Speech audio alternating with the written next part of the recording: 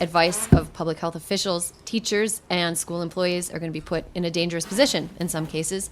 Healthcare workers, farm workers, grocery store workers, other essential employees, they've all been put in harm's way by a patchwork, chaotic reopening during COVID.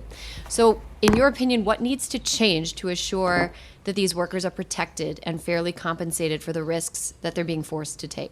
Sometimes people will say to me, you guys are moving all these bills out of the House, but why does it matter if they sit on the desk of Mitch McConnell? Listen, I'm not going to abdicate my responsibility to lead and to be responsive to the needs of my constituents.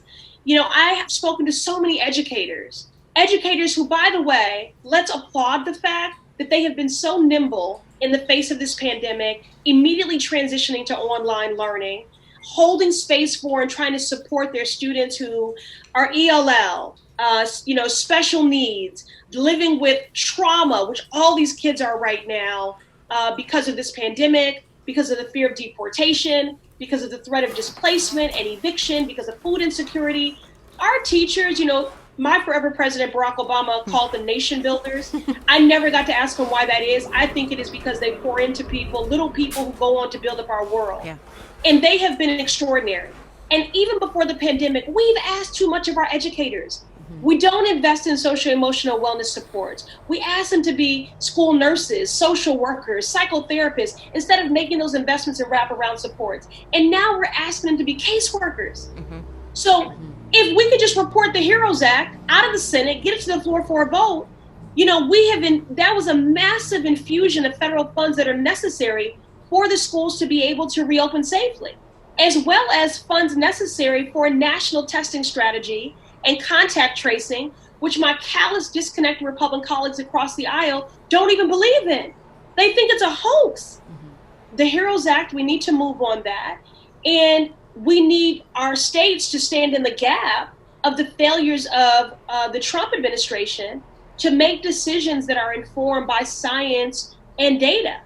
That's really it. And so until we get this pandemic under control, we have to have remote learning.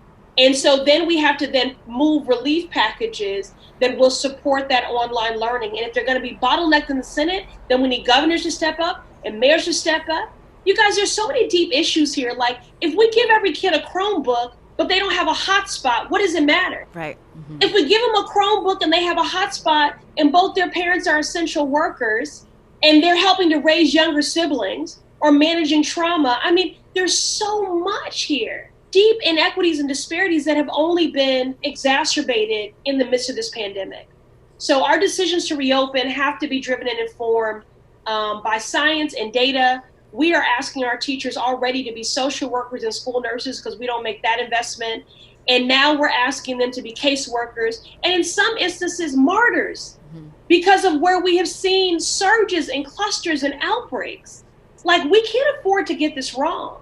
I have been so distressed by governors that have rushed to reopen. The callous disregard for the threat of human life is stunning. It's just stunning. It's stunning.